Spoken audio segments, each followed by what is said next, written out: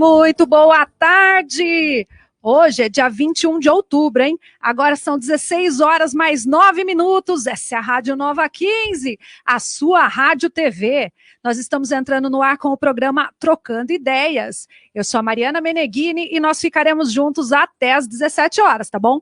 Até lá você pode mandar sua mensagem, a sua pergunta para o nosso convidado, tá? Através do nosso WhatsApp, que é o 19999681515, é o 19999681515. Ou pode também mandar sua mensagem nos comentários do Facebook aqui, que a gente vai ler as suas dúvidas, as suas perguntas aí para o nosso convidado. Eu vou falar aqui, mas aí ele me corrige se eu estiver errado, tá?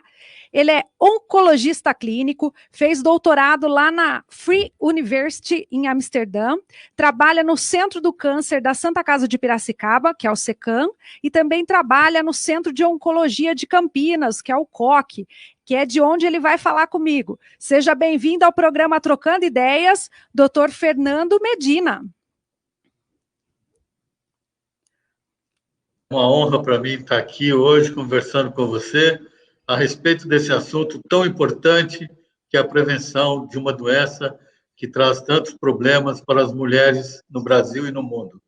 É um grande prazer estar falando aqui na Nova 15 e, se Deus quiser, vamos tentar passar para a população como prevenir essa doença terrível. Exatamente, eu não posso deixar de desejar um feliz dia do médico, né, que foi agora no último dia 18, então em nome de toda a equipe do programa Trocando Ideias e também de toda a equipe da Rádio Nova 15, eu deixo aqui as minhas felicitações, né, para uma profissão que é tão importante para todos nós, que salva muitas vidas aí diariamente, então fica aí os nossos parabéns. Muito obrigado, Mariana, pelo carinho, por essas palavras. Realmente, hoje eu tenho mais tempo de médico, mais da metade da minha vida como médico. E aí eu aprendi que não é só estudar, que não é só ser tecnicamente bom, mas tem que ser humano, tratar as pessoas, porque nós somos profissionais voltados às pessoas, gente. E o médico tem que ser voltado para as pessoas. Exatamente. E nesse mês de outubro, né, doutor, nós não podemos deixar de falar de um projeto tão importante, né, que é o Outubro Rosa aí na questão da prevenção, né, do câncer de mama. Gostaria que o senhor falasse um pouquinho como que o senhor vê o Outubro Rosa, né, como que é a visão do senhor nesse sentido. Sim, o Outubro Rosa é um movimento mundial. Então, o que nós estamos fazendo aqui agora, conversando a respeito de câncer de mama, o mundo inteiro está fazendo. Está fazendo no Japão, nos Estados Unidos, na França, na Inglaterra, também na África. Todo mundo fala no mês de outubro a respeito da prevenção do câncer de mama. E por que isso? Porque é o tumor mais frequente na mulher. Aqui no Brasil, nós temos mais de 66 mil mulheres que deverão contrair o câncer de mama esse ano. E aproximadamente 18 mil mulheres vão morrer dessa doença. E o diagnóstico precoce dessa doença é fundamental. Então, o que nós passamos as mulheres devem fazer os seus exames anuais para poder fazer diagnóstico precoce, que é a única maneira que a gente tem de controlar essa doença. E, doutor, quanto tempo o doutor trabalha na área da oncologia, doutor? 43 anos. É desde de quando abriu o centro oncológico de Campinas que o doutor já trabalha nessa área? Sim, desde quando começou aqui começou em 1977, e aí em Piracicaba, no Centro do Câncer de Piracicaba, estamos aí há 27 anos, são 1.200 casos novos aí em Pira, desses 30% são câncer de mama.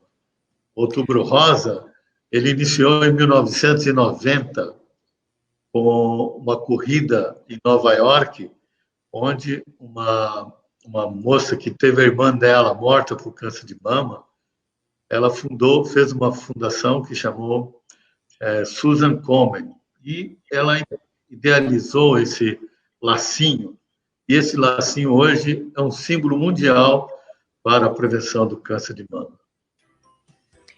O doutor, eu não ouvi muito bem. Quantos pacientes são dos que procuram, né, o centro de oncologia que são referente ao câncer de mama? Sim, aproximadamente 30% de todos os casos de câncer na mulher, aí em Piracicaba, no SECAM, são câncer de mama. E depois os demais são divididos em outros tipos, ou quais são? O senhor sabe quais são os que seguem depois desse? Sim, 29% é o câncer de próstata. Você veja bem esses números: 30% de mama, 29% de câncer de próstata. Se nós fizéssemos campanhas de prevenção, de orientação para a população, a gente estaria diminuindo os casos avançados de câncer de homem e de mulher em mais ou menos 60%.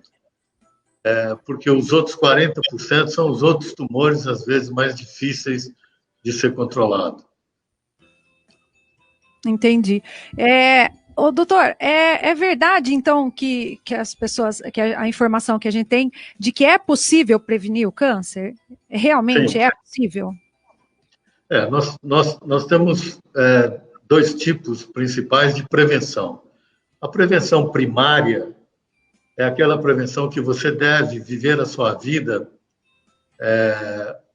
com cuidados, tanto alimentar quanto do estilo de vida de uma maneira geral, para evitar que tenha o câncer. Alguns dos fatores de risco do câncer de mama, eles são evitáveis. Por exemplo, a obesidade, por exemplo, é um fator hoje extremamente importante. 30% da população brasileira hoje é obesa. Então, isso fez com que aumentasse muito o aparecimento de câncer nessa população. Outra maneira de evitar é fazendo exercício físico. O exercício físico, né, diminui aproximadamente 30% do aparecimento de câncer de mama, quando a mulher faz regularmente o exercício físico, a atividade física. Evitar de tomar álcool, ou seja, bebida alcoólica, principalmente as bebidas destiladas, né? Isso diminui também o aparecimento do câncer. Não fazer reposição hormonal. As mulheres, depois da menopausa, elas têm sintomas terríveis de calor, de arrepio, e às vezes são insuportáveis. A mulher fica nervosa, etc., com insônia, e precisa receber, então, uma reposição hormonal, porque na menopausa esses hormônios caem na mulher.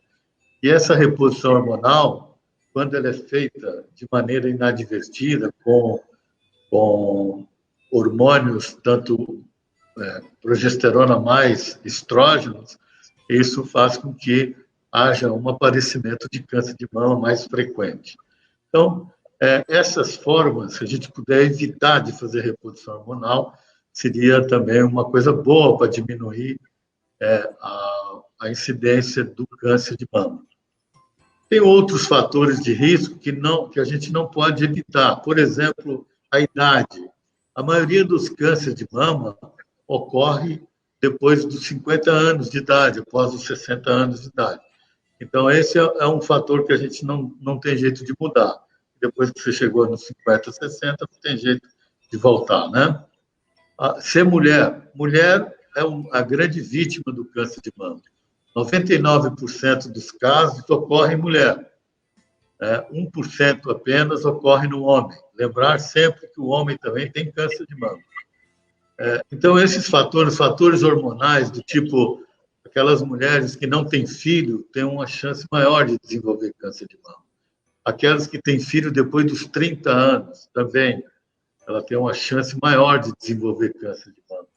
As mulheres que têm a primeira menstruação muito cedo, 9, 10 anos, e aquelas que têm menopausa muito tardia, do tipo 55, 60 anos, essas mulheres têm um período hormonal, de estimulação hormonal muito grande. Ele pode, assim, desenvolver uma chance maior de desenvolver o câncer de mama. E os fatores genéticos, 10 a 15% dos cânceres de mama tem o fator genético associado. Um gene chamado BRCA1, BRCA2, são 2 genes, que, quando mutado, aumenta o índice do câncer de mama em 80%. Então, a famosa situação da Angelina Jolie, que era uma atriz muito conhecida, e que a mãe teve câncer de mama. E depois foi feito um teste genético, visto que ela tinha mutação, e essa mutação proporcionava um risco de 80% de câncer de mama. E aí a Angelina Jolie fez o exame, e esse exame foi positivo também para a mutação, e ela decidiu, que hoje se faz com uma certa frequência, fazer uma mastectomia bilateral com reconstrução imediata. Então, todos esses fatores são fatores de risco, fatores que às vezes a gente não pode mudar, mas com uma alimentação saudável, à base de vegetal, e fruta vermelha e amarela, a gente diminui, sim, primariamente a incidência do câncer de mama. Doutor, eu gostaria que o senhor falasse um pouco da questão do autoexame, né? Com que frequência que a mulher deve fazer o autoexame em casa, Sim. a fim de... Sim, pois não. Perfeito, Mariana. O autoexame é um exame muito importante, porque 70% das vezes o diagnóstico é feito através da própria mulher. Ela mesma nota o nódulo mamário, e isso através de um autoexame. 70% das vezes aqui no Brasil. O ideal seria se fizesse o diagnóstico mamográfico. A mamografia, ela faz o diagnóstico 2 anos antes de aparecer o nódulo. Então, por isso que nós indicamos a mamografia naquelas pacientes que têm um risco muito grande. O autoexame deve ser realizado nas mulheres depois de 20 anos de idade, quando ela vai, 5 dias após a menstruação, quando ela vai tomar banho. No banho, ela deve examinar a sua mama, a axila e a fossa supraclavicular. Então, ela passando a mão, ela vai perceber o aparecimento de nódulos ou não. Lembrar sempre o seguinte: nem todos os nódulos mamários, principalmente em mulheres jovens, é câncer de mama. Pode ser doença benigna, pode ser um cisto, pode ser um fibroadenoma, que são doenças benignas que não representam nenhum risco para o paciente.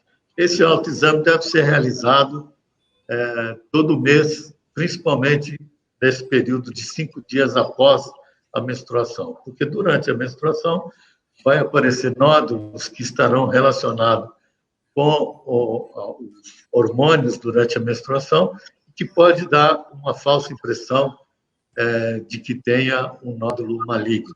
A maioria das vezes, como eu já disse, são nódulos que são benignos. Deve procurar um médico, para o médico, então, avaliar se esse nódulo é maligno ou benigno.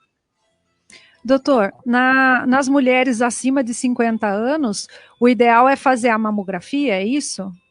Sem dúvida. Nós, juntamente com a Sociedade Brasileira de Mastologia e a Sociedade Americana de Câncer, nós, a partir dos 40 anos, com 40 anos, a mulher deve fazer a primeira mamografia e fazer associadamente uma ultrassonografia.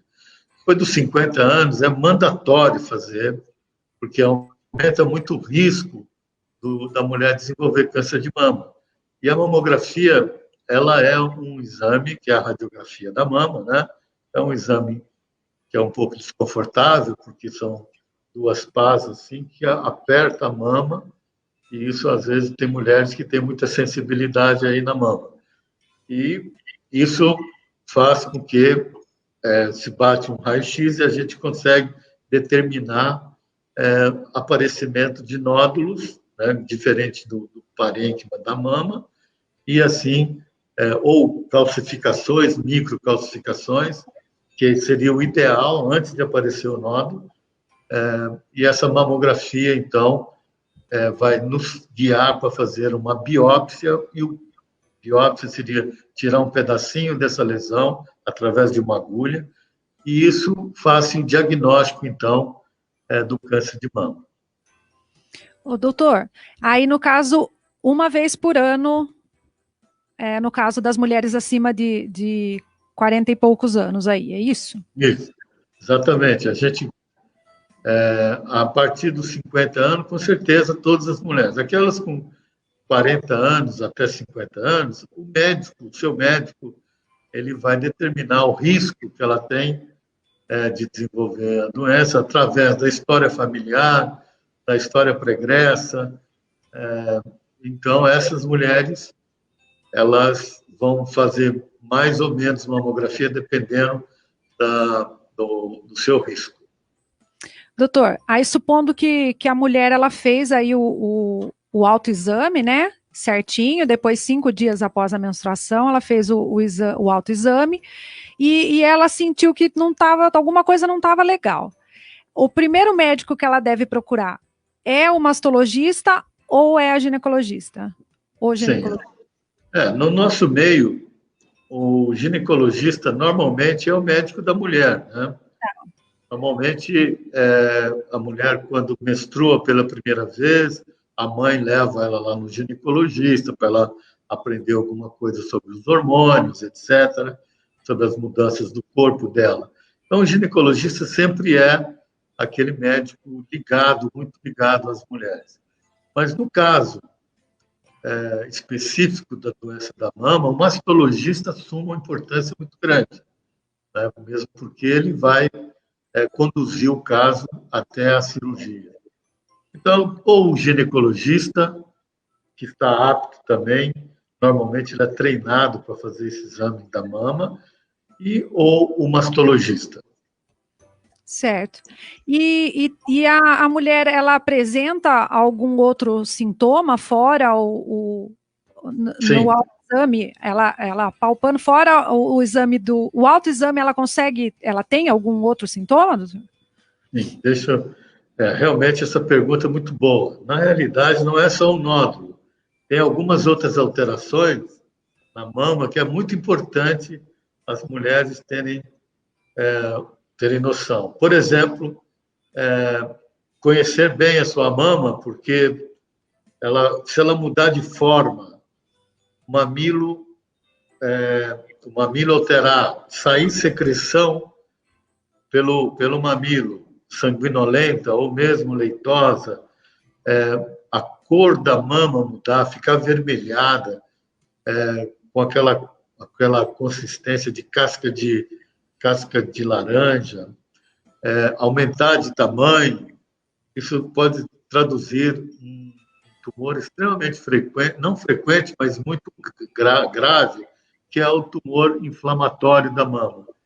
E também, né, não lembrar sempre de fazer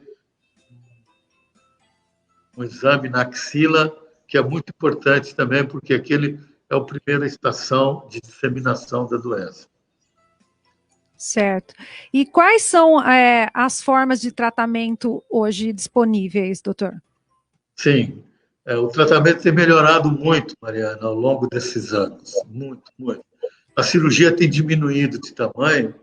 Eu lembro quando eu comecei na minha vida de oncologista, a cirurgia era uma cirurgia extremamente mutilante, era uma mastectomia, a Halsted, que tirava não só o tecido mamário, mas saía também a musculatura do peitoral, a mulher ficava aparecendo até as costelas ali, era uma cirurgia extremamente agressiva. Hoje em dia, se faz muito pouco, ou quase nada de mastectomia, e a mastectomia que é feita hoje é uma mastectomia simples, e a maioria das vezes tem reconstrução imediata. A mulher já sai do centro cirúrgico com uma mama nova. E a cirurgia chamada de quadrantectomia. Quanto menor o tamanho do tumor, mais a possibilidade de nós fazermos quadrantectomia e manter a mama da mulher. A quadrantectomia é uma cirurgia muito simples, se faz com uma certa rapidez, principalmente naqueles mastologistas mais que tem mais tempo de janela, né, de tratamento, e fazemos uma pesquisa do linfonodo sentinela, que é a primeira estação, como eu já disse, na axila. Então, a cirurgia melhorou, né, diminuiu. Depois, a radioterapia deve sempre ser complementar à cirurgia, quando você faz uma cirurgia menor, ou uma quadrantectomia. A radioterapia hoje, depois da computação gráfica, melhorou demais da conta, os equipamentos novos são extremamente eficientes, extremamente direcionados em cima do tumor, e isso fez com que aumentasse muito o controle local do câncer de mama. E depois a quimioterapia, para aqueles casos mais avançados, que compromete mais o organismo da mulher, e a hormonioterapia, que é, na realidade, um bloqueio hormonal que nós fazemos e que funciona muito bem.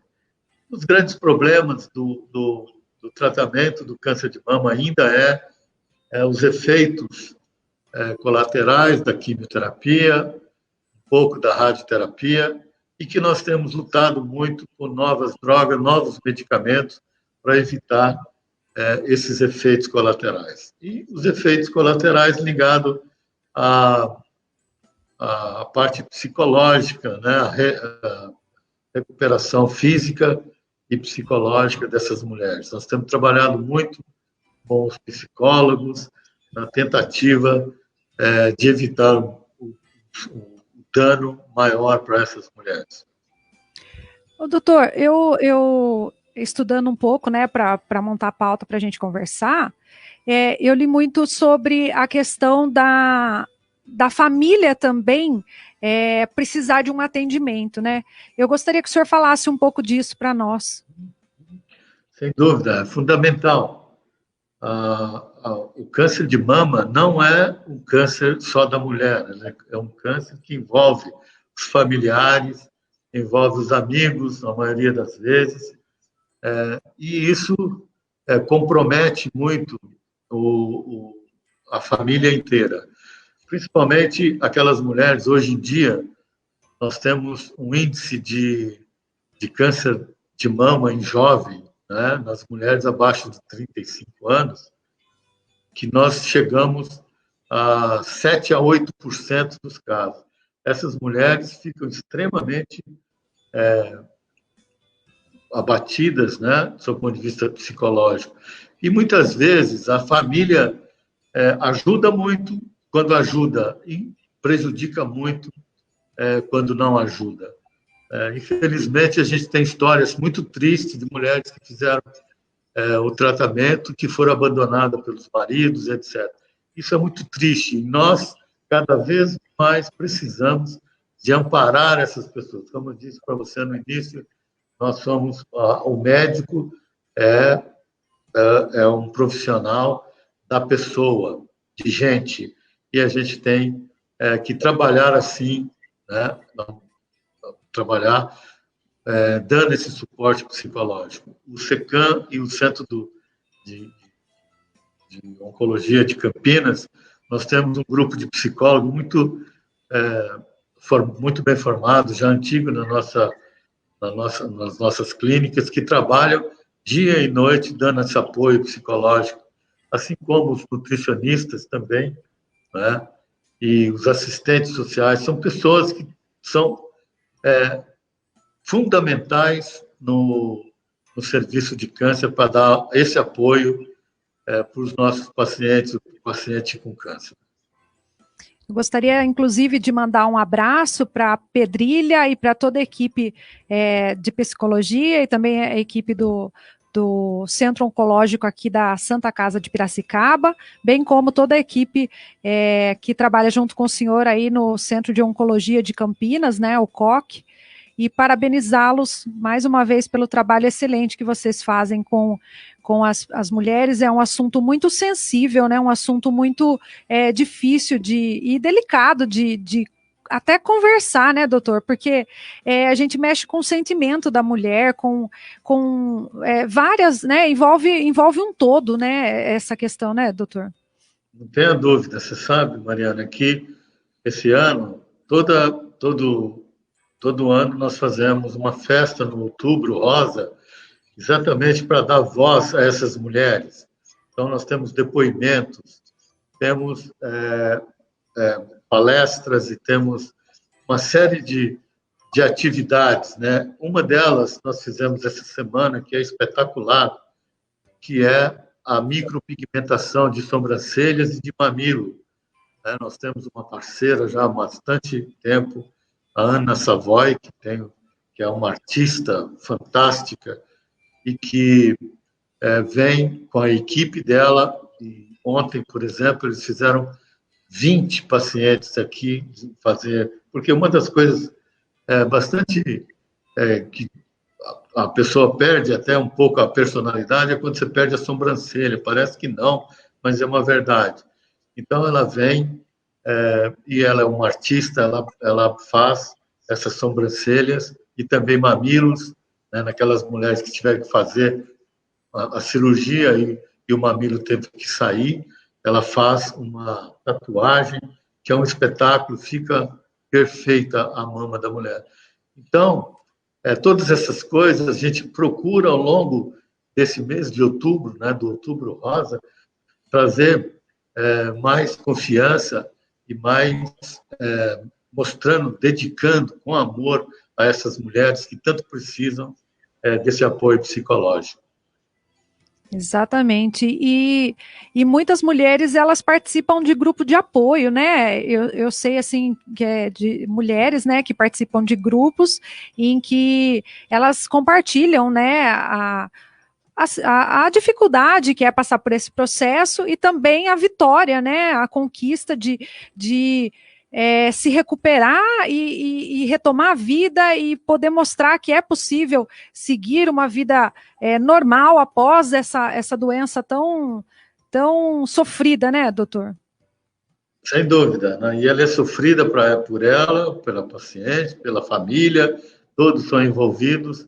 Então, esse apoio psicológico deve se estender à família, como você disse anteriormente, né? E cada vez mais essas mulheres precisam de apoio para que possam vencer essa doença. Não só vencer a doença do câncer, né? Daquela proliferação celular indesejada que aparece após uma mutação numa célula, mas principalmente a doença que fica, às vezes, no coração, porque ela é, muitas vezes, abandonada pelo marido, abandonada pela família, né? Então, isso traz esse transtorno psíquico extremamente comum, né? E desagradável. Hoje, para a mulher que ela faz todo o processo de retirada da mama através do SUS, é feito, a prótese já é feita na cirurgia ou a gente não dispõe ainda desse serviço, se é que eu posso dizer assim? Sim, isso é um serviço obrigatório. Todo centro de tratamento de câncer tem que ter a reconstrução imediata ou tardia, pronto para passar para o paciente. Então, nós somos obrigados a ter esse tipo em todos os centros de tratamento de câncer. Algumas vezes, tecnicamente, fica difícil de fazer, mas a maioria das vezes a gente consegue fazer a reconstrução mamária pelo Sistema Único de Saúde. Aí, em Piracicaba, nós tratamos aproximadamente 200, 300 mulheres por ano.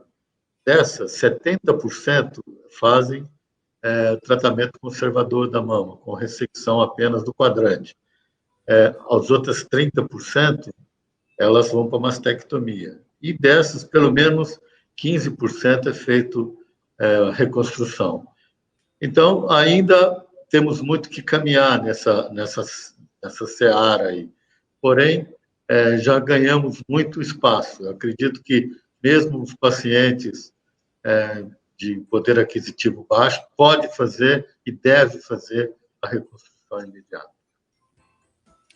Doutor, o senhor citou no começo, né, falamos muito pouco, né, os homens também podem ser acometidos pelo câncer de mama, é isso mesmo?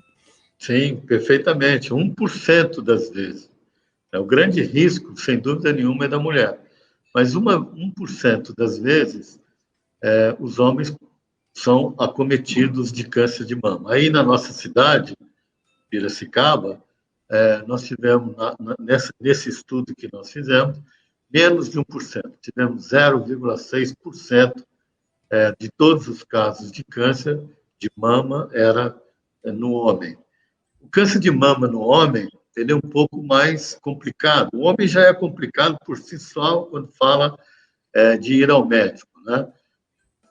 O nódulo mamário, ele não percebe ou não tem nenhuma cultura para poder fazer o autoexame mamário. Então, a grande maioria das vezes, quando eles procuram o médico, já tem uma lesão grande ou já lesão ulcerada na mama, o que muitas vezes dificulta a cura da doença. Então, a gente sempre, o câncer de mama no homem, a gente sempre tem um pé atrás, porque normalmente é uma doença avançada. O tratamento é igual, Mariana, a gente tem que fazer cirurgia, a maioria das vezes, mastectomia, né, pelo tamanho da mama, e seguido de radioterapia, quimioterapia ou hormonoterapia.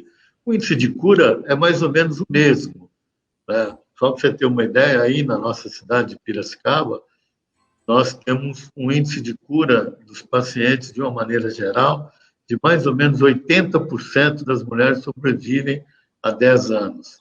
Né? E a maioria dos pacientes que morrem é por causa, quando chega aí com diagnóstico tardio, estágio clínico 4, com doença já fora da mama, doença já espalhada pelo corpo. Mas, como a maioria das vezes aí na nossa cidade, o estágio da doença, normalmente é o estágio 1 e 2, que é o nódulo mamário contido na mama, sem espalhar a doença, nós temos esse índice espetacular de sobrevida a 10 anos, de mais de 80% das vezes. Doutor, nosso tempo está se esgotando. Gostaria que o senhor fizesse as suas considerações finais. Se o senhor puder dar um recado para as mulheres que estão passando por essa fase, né? O que o senhor fala para essas mulheres, por gentileza? Olha, Mariana, o que eu gostaria muito de dizer é aqueles amigos que estavam assistindo e ouvindo essa nossa conversa, aquilo que eles captaram, para eles passarem isso para frente. É muito importante que a população discuta esses dados de câncer de mama, câncer de uma maneira geral, que só com a cultura, só com o conhecimento a respeito dessa doença, nós vamos combater a doença avançada. Então, quando forem encontrar os familiares ou os amigos, converse sobre câncer de mama. É uma doença que tem cura, tem jeito, tem solução. E a diferença entre a vida e a morte é o diagnóstico precoce. Fazer mamografia é importantíssimo nas mulheres acima de 40 anos. Nós vamos fazer diagnóstico 2 anos antes do aparecimento do nódulo mamário. E essas microcalcificações que aparecem na mamografia são doença ainda localizada dentro da célula com um índice de cura de 100%. Então, é muito importante que nós discutamos isso fora da nossa casa, na nossa casa e com os amigos a respeito da prevenção dessa doença. Não podemos deixar também de falar, né, doutor, que hoje, através do SUS, né, a gente consegue fazer todo o processo de acompanhamento, né, ginecológico, de mastectomia, tudo a gente consegue fazer, né, esse acompanhamento pela rede pública, né? Sim, lá no Centro do Câncer de Piracicaba, 73% dos pacientes são do serviço público, do SUS, e que acompanham, faz diagnóstico, faz tratamento e acompanhamento totalmente gratuito pelo SUS.